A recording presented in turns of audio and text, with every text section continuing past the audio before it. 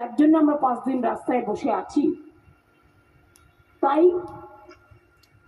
আমি অভিষেক সবার মতামত নিয়েছেন, এই সভার যারা উপস্থিত আছেন, এবং আপনারা আরেকবার বলুন, অভিষেকের যে প্রস্তাব, বিচারের দরজা যখন উন্মুক্ত হয়েছে তখন 5 দিন তো আমরা এখানে রাস্তায় আছি, আমি দরকার হলে 50 দিনও থাকতে পারি, ইলেকশনও আছে সামনে।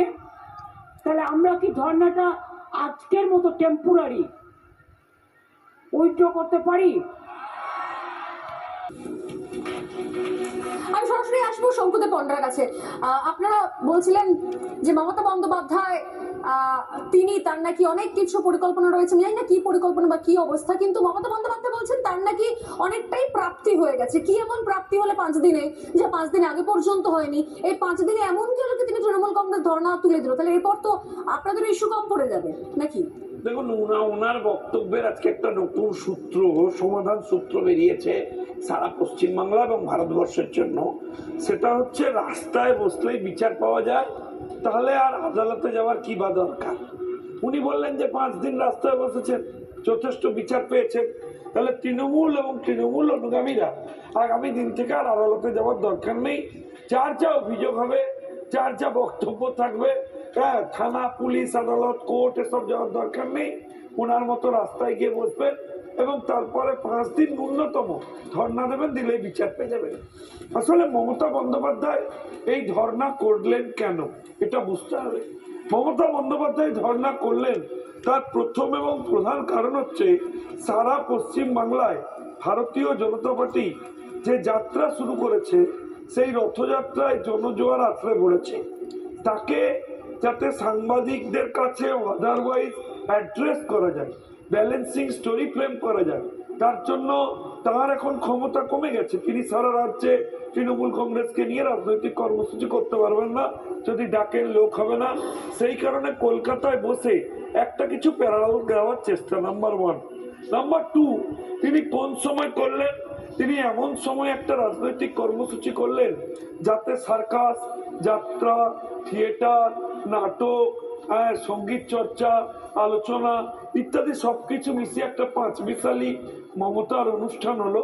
সেই অনুষ্ঠান করবার অন্যতম কারণ ছিল যাতে প্যারালাল টাইমে একটুখানি অনুগামী বিভিন্ন সংবাদ মাধ্যম যারা রয়েছেন, যারা তৃণমূলের অনুগামী, তারা যাতে অন্তত জ্ঞানেশ কুমারের মুভমেন্টের সময় একটা কিছু তার উপস্থিতি দেখাতে পারে। আমি তো গতকালই দেখিয়েছিলাম, মমতা বন্দ্যোপাধ্যায় বলছিলেন যে ফাইনাল ম্যাচ রয়েছে, রবিবারের কথা বলছি, ফাইনাল ম্যাচ রয়েছে, আজকে ধর্ণা মঞ্চের অনুষ্ঠান এখানেই শেষ। মানে রোজ একটা অনুষ্ঠান চলে, এখানে নাচ গান, একটা কালচারাল সাংস্কৃতিক অনুষ্ঠান চলে। উনি বলে অনুষ্ঠান শেষ, তারপরে দেখা গেল অনুষ্ঠান শেষ হওয়ার সঙ্গে সঙ্গে ওই টিমটা, সেম টিম যা ধর্ণা মঞ্চে ছিলেন, তারা চলে গেলেন জ্ঞানেশ কুমারের সামনে গিয়ে কালো পতাকা নাড়িয়ে বিক্ষোভ দেখালেন। তারা কোনো ম্যাচ দেখতে যায়নি, খেলা দেখতে যায়নি, এটা অন্য খেলা চলছিল। আচ্ছা, 3 নম্বর, তাহলে কি যতদিন জ্ঞানেশ কুমার ততদিন পর্যন্ত ধর্ণা মঞ্চ নাটকটা চলছিল? কারণ জ্ঞানেশ কুমারকে বিভিন্ন জায়গায় যে বিক্ষোভ হচ্ছিল, তার বিক্ষোভ অর্গানাইজড হচ্ছিল এই মঞ্চটি। এই পুরো কেওস জেনারেট করার প্ল্যানিং ছিল এই মঞ্চটি। এই মঞ্চে ছিল স্টিয়ারিং, আর বিভিন্ন জায়গায় লাটাই ছিল, এখানে ঘুড়ি বিভিন্ন জায়গায় উনি ওড়াচ্ছিলেন। মানে ধর্ণা মঞ্চ কি হচ্ছে জ্ঞানেশ কুমারকে কেন্দ্র করে বিক্ষোভ দেখানোর control room Sankudeb? Control room, কারণ আপনারা তো যে পিসিআর বলেন, যেখান থেকে পুরো অনুষ্ঠান আপনারা পরিচালনা করেন, সেই পিসিআর ছিল এটা। এর পেছনে ওনার একটি রাজনৈতিক উদ্দেশ্য ছিল, সেটা হচ্ছে উনি তো প্রকাশ্যে মঞ্চে বসে আছেন, উনি তো এমন কোনো নির্দেশ দেননি, ওনার তো কোনো ইনভলভমেন্ট নেই। ফলে যাই কাণ্ড ঘটুক না কেন, তার জন্য আপনি ওনাকে দায়ী করতে পারবেন না। ধরুন, কালীঘাটে চিফ ইলেকশন কমিশনারকে বিক্ষোভ দেখাতে গেল এবং চিফ ইলেকশন কমিশনার আক্রান্ত হলেন, তার জন্য আপনি ওনাকে দায়ী করতে পারবেন না। উনি তো কালীঘাটে নেই, উনি তো মঞ্চে বসে রয়েছেন, সেই ধর্মতলায় ওনার অবস্থান চলছে, ওনার পর্দা উঠছে, পর্দা নামছে।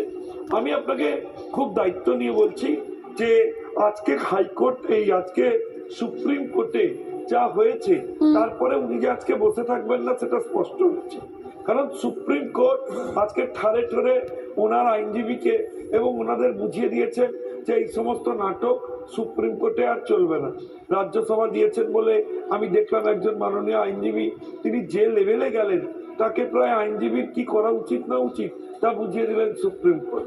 এবং আমি দেখলাম কল্যাণবাবুকেও প্রায় বোঝালো সুপ্রিম কোর্ট যে কতটা এখতিয়ার, কতটা যাওয়া উচিত, আর কি পেছন থেকে ওনারা কি সব কলকাঠি নাড়ছেন, এবং পুরো নির্বাচনী প্রক্রিয়াটার যে 12টা বাজাতে চাইছেন সেটাও স্পষ্ট হয়েছে। ফলে সুপ্রিম কোর্টের যে মোড অফ এক্সপ্রেশন সেটা দেখে আজকে তৃণমূল বুঝে গেছে যে আগামী দিনে আরো কড়া পদক্ষেপ হতে পারে, যেটার ফল ওদের পক্ষে ভালো হবে না। তাই আজকে মানে ইতি দিয়েছে এবং ব্যাগট্যাগ গুছিয়ে নিয়ে ধর্মতলা মুক্ত করেছে। কিন্তু আপনি মিলিয়ে নেবেন ওনার উদ্দেশ্য কি। ওনার উদ্দেশ্য দেখবেন ওখানে মঞ্চ বাঁধা থাকবে যাতে অন্য কোনো রাজনৈতিক দল ধর্মতলা মিটিং করতে না পারে। মানে মঞ্চ খোলা হবে না বলছেন? না, নির্বাচন পর্যন্ত ওখানে মঞ্চ বাঁধা থাকবে, কারণ অন্য কেউ যদি কাউন্টার করে ফেলে তাহলে ওনার রাজনৈতিক ভাবে হার হয়ে যাবে। সেজন্য ওই মঞ্চ ওখান থেকে সরবে না, ওই জায়গার দখল উনি ছাড়বেন না। ওখানেই ওনার ওই কন্টিনিউয়াসলি ইলেকশন পর্যন্ত একটা স্মরণ অনুষ্ঠানের মতো যে এই উনি বসেছিলেন এইটা চালিয়ে যাওয়ার চেষ্টা। না, মঞ্চ থাকবে না থাক, কিন্তু কন্ট্রোল রুম যে ছিল সেটা আজকে সকালে স্পষ্ট হয়েছে। বাকিদের কাছে আসার আগে আজকে সকালে একটা ছবি দেখাবো। আর সকালে গণেশ কুমার গিয়েছিলেন দক্ষিণেশ্বরে, যদি এই নিয়ে সোশ্যাল মিডিয়া এখন তুলকালাম চলছে যে কেন জাতীয় নির্বাচন কমিশনার তিনি কলকাতায় এসে, পশ্চিমবঙ্গে এসে কেন তিনি কালীঘাটে যাবেন, কেন তিনি দক্ষিণেশ্বরে যাবেন। কলকাতায় এসে তিনি কালীঘাটে তো যাওয়া উচিত হয়নি, বা তো দক্ষিণেশ্বরে যাওয়া উচিত হয়নি বোধ হয়, কিন্তু দক্ষিণেশ্বরে আজকে একই ছবি দেখলাম। আমি এই মুহূর্তে ছবিটা দেখাচ্ছি। দক্ষিণেশ্বরেও আজকে সকালবেলা তৃণমূলী কংগ্রেস, তিনি তৃণমূলী অসভ্যতার একটা সাক্ষী থাকলাম আমরা, কারণ সেখানে আসার পর একই ছবি দেখতে পাওয়া গেল। বিক্ষোভকারীরা তৃণমূল কংগ্রেস, সেটা কিন্তু সেটাও তারও পর্দা ফাঁস হলো। একের পর এক ছবি আমি দেখাচ্ছি এই মুহূর্তে। আজকে সকালের ছবি, দক্ষিণেশ্বরের ছবি। সেখানে কালো পতাকা দেখালেন তৃণমূল কংগ্রেসের সমর্থকেরা, এবং সেখানে গণেশ কুমার যাওয়ার সঙ্গে সঙ্গে একটা হই হই অবস্থা শুরু হয়ে গেল, চারিদিকে রাস্তা আটকানো হয়ে গেল। আমাদের প্রতিনিধি এলিনা সেখানে ছিলেন, এলিনা সেখান থেকে লাইভ রিপোর্টিং করছিলেন। প্রচুর মানুষজন হঠাৎ করে সেখানে চলে এলেন। হাই সিকিউরিটি জোনে কি করে তারা ঢুকছেন প্রতিদিন। আগের দিন কালীঘাটও একই ছবি, আজকে দক্ষিণেশ্বরও একই ছবি। কালো পতাকা দেখাতে শুরু করে দিলেন। তার এটা কারা জিজ্ঞাসা করলে বলছেন আমরা সাধারণ মানুষ, আমাদের নাম কাটা গেছে। এইবার আমাদের রিপোর্টার জিজ্ঞেস করেছে আপনি কি কোনো পলিটিক্যাল পার্টি করেন। কেউ কেউ এড়িয়ে গেছেন, আর কেউ কেউ মুখ ফসকে বলে ফেলেছেন হ্যাঁ আমরা তৃণমূল কংগ্রেস করি।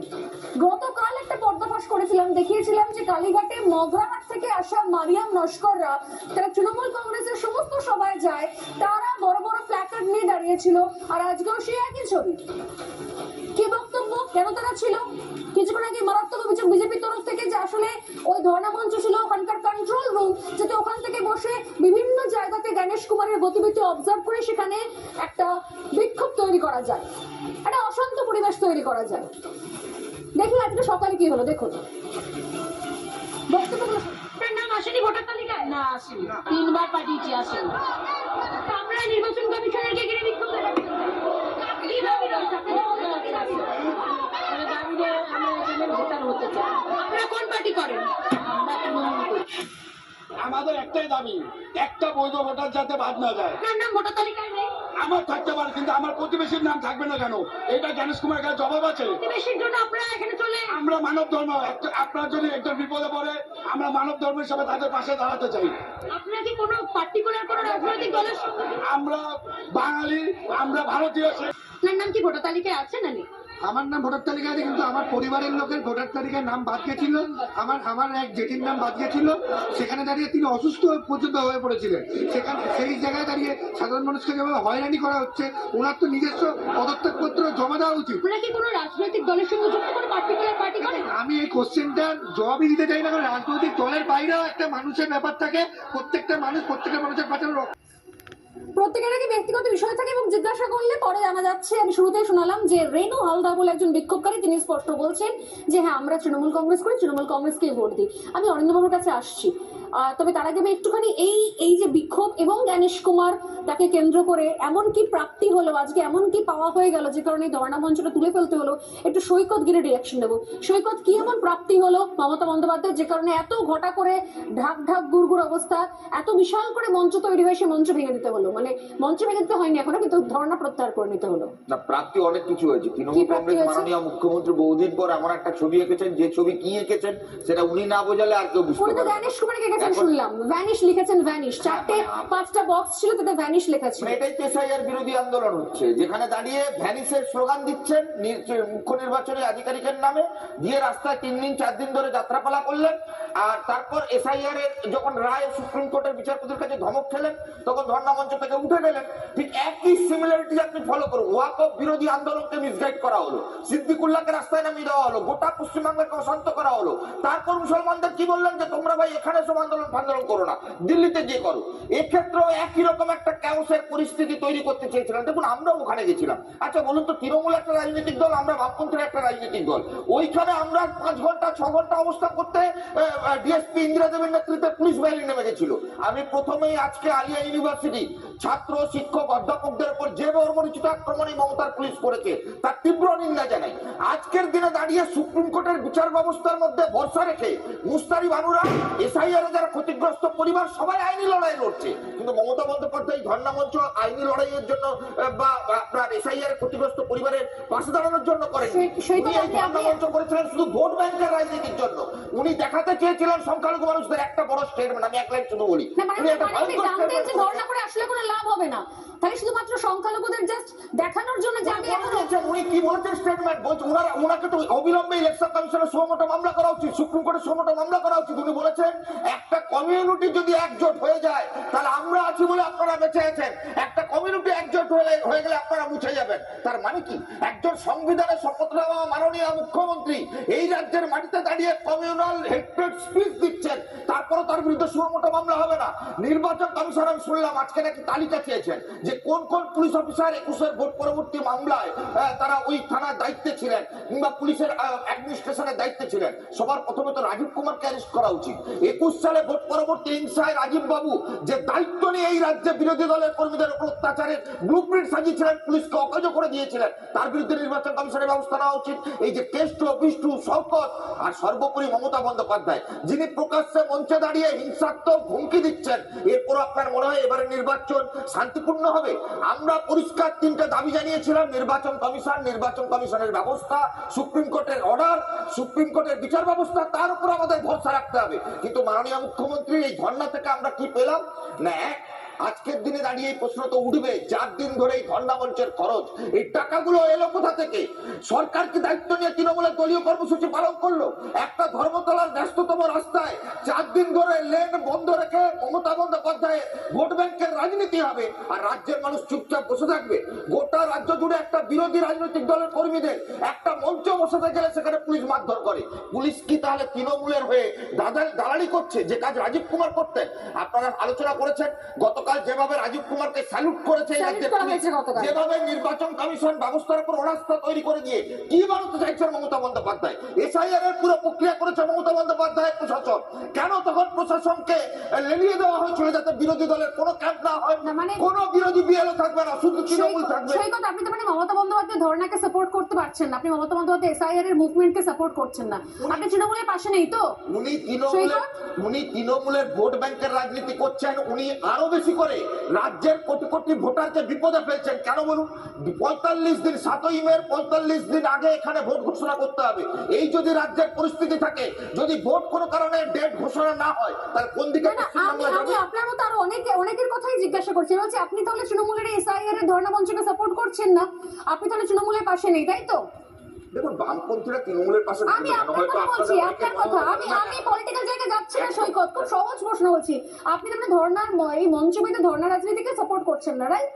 আমরা তাহলে আপনি কি বাঙালি? তাহলে কি আপনি বাঙালি? বলি আমরা, আপনি অন্যদিকে যাচ্ছেন। আমি আপনাকে সহজ প্রশ্ন করছি, আমরা আপনি কি বাঙালি? তাহলে আমরা মহামৈত্র কি বলেছে শুনেছেন? একদম, আমি এক লাইন শুরু বলি। আমরা সেদিনও যেদিন ধর্ণা বেঁধে টাটা শিল্প তাড়িয়ে দেওয়া কর্মসূচি মমতা বন্দ্যোপাধ্যায় নিয়েছিলেন, তার বিরুদ্ধে আমরা ছিলাম। আজকের দিনে দাঁড়িয়েও বাংলা ছিলেন না, আজও বাঙালি হতে পারলেন না। তার থেকে মহুয়া মৈত্রকে বাঙালি সেন্টিমেন্টের আঘাত দিতে হবে না। যে মহুয়া মৈত্র সংসদের ভেতরে কৃষ্ণনগরের প্রশ্ন তোলবার সময় পাননি, অথচ শিল্পপতি আদানি আম্বানি গোষ্ঠীর নিয়ে প্রশ্ন তোলবার জন্য কোথাও না কোথাও টাকা পয়সার অভিযোগ তার সামনে এসেছিল, সেই মহুয়া মৈত্র বাংলা বাঙালির ছেড়ে দেবে? আসলে বাংলা বাঙালির দায়িত্ব, আমি একলাই বিশেষ করি, বাংলার দায়িত্ব বা আবেগ, এই অনুভূতিটাকে তৃণমূল কংগ্রেস মমতা বন্দ্যোপাধ্যায় ভোট ব্যাংকের রাজনীতিতে ব্যবহার করছেন, এই চিত্রনাট্য তারা রচনা করেছে হাইটে। কারণ হচ্ছে এই মঞ্চ দাঁড়িয়ে আমি বলছি না কি কি পেলাম, এই মঞ্চ দাঁড়িয়ে অনেক কিছু কমেডি পেলাম, অনেক গান পেলাম, অমুক গাইছেন তমুক গাইছেন, কবিতা বলা হচ্ছে, কল্যাণ বন্দ্যোপাধ্যায় তার নাতিকে নিয়ে চলে এলেন, কেউ একজন প্রাক্তন বর্ষিয়ান এমএলএ তিনি প্রণাম করতে এসে মমতা বন্দ্যোপাধ্যায় তাকে দূরছাই করে তাড়িয়ে দিলেন। জমজমাটি নাটক চলছে, কিন্তু এর মধ্যেও কিছু পেলাম। মোহাম্মদ রেশম আমাদেরকে শেখালেন ধর্ণা মঞ্চ থেকে যে বাঙালি কিভাবে হতে হয়, মানে জন্মসূত্রে বাঙালি হওয়া যায় না। তৃণমূল কংগ্রেসের ঝান্ডা ধরলে, ধর্ণা মঞ্চের পাশে থাকলে, মমতা বন্দ্যোপাধ্যায়কে সাপোর্ট করলে নাকি সে বাঙালি হয়, যে বাঙালি হয়েছেন মেনকা গুরুস্বামী। আর আমরা কি শুনলাম? ভয়ঙ্কর একটা কথা, আজকে আবারও না শুনিয়ে নয়, ধর্ণা হয়তো উঠে গেছে, আমি অরিন্দমবাবুর কাছে আসবো, ধর্ণা হয়তো উঠে গেল, কিন্তু মমতা বন্দ্যোপাধ্যায় এই ধর্ণা মঞ্চ থেকে এমন একটা মন্তব্য করেছেন যে মন্তব্য নিয়ে গোটা পশ্চিমবঙ্গের মানুষের ভাবা দরকার, বারবার ভাবা দরকার। তিনি বলেছেন যে মমতা বন্দ্যোপাধ্যায়ের দল যদি না থাকে, উনি যদি না থাকেন, তাহলে 1 সেকেন্ড সময় লাগবে একটা কমিউনিটি নাকি যখন তখন ঘিরে ফেলতে পারে আর 12টা 13টা বাজিয়ে দিতে পারে। ট্রেলার আমরা দেখেছি শামশেরগঞ্জ ধুলিয়ানে, কিন্তু ধর্ণা মঞ্চ থেকে 5 দিনের স্বল্প মেয়াদী ধর্ণা মঞ্চ থেকে যে মারাত্মক হুমকি হুঁশিয়ারি দিলেন মমতা বন্দ্যোপাধ্যায়, এরপর ইলেকশন কমিশন আরো কঠিন, আরো কড়া হলে, ইতিমধ্যে অনেকটা ডেকে পাঠাচ্ছে, আরো কড়া হলে, তাহলে কি সত্যি সত্যি পশ্চিমবঙ্গে ভোটের আগে একটা দাঙ্গা লাগিয়েই ছাড়বেন মাননীয়? শুনুন আরেকবার। কেউ ভাববেন না, আমি শুনেছি কোনো স্কুলে গিয়ে গার্জিয়ানরা কেউ আলোচনা করেন, আপনারা কেন কথা বলবেন बीजेपी প্রচারের জন্য? आप क्यों बोलते हैं कि हम मुस्लिम लोगों को लेके आया? अगर कोई लेके आया तो आजादी का टाइम में गांधी जी को क्वेश्चन कीजिए, नेहरू जी के क्वेश्चन कीजिए, राजेंद्र प्रसाद को क्वेश्चन कीजिए, अम्बेडकर को क्वेश्चन कीजिए। आप तो तक जन्म ही नहीं लिया था। আমরা আছি বলে না আপনারা সবাই ভালো আছেন, আর যদি আমরা না থাকি কোনোদিন সেরকম আসে, 1 সেকেন্ড লাগবে। একটা কমিউনিটি যখন জোট বাঁধে না, ঘিরে ফেললে 1 সেকেন্ডে দেবে একদম 12টা বাজিয়ে। যদি নিজেদের 13টা বাজাতে না চান, বিজেপির অপপ্রচারে কেউ ভুল বুঝবেন না, জেনে রাখবেন বাংলা বেকারদের। মমতা বন্দ্যোপাধ্যায় না থাকলে 1 সেকেন্ড লাগবে একটা কমিউনিটি ঘিরে ফেলে না 12টা বাজিয়ে দেবে। যদি নিজেদের 13টা বাজাতে না চান, তাহলে বিজেপির কথায়, বিজেপির ফাঁদে পা দেবেন না। কি করবেন অরিন্দম বাবু? ভয় পাচ্ছেন?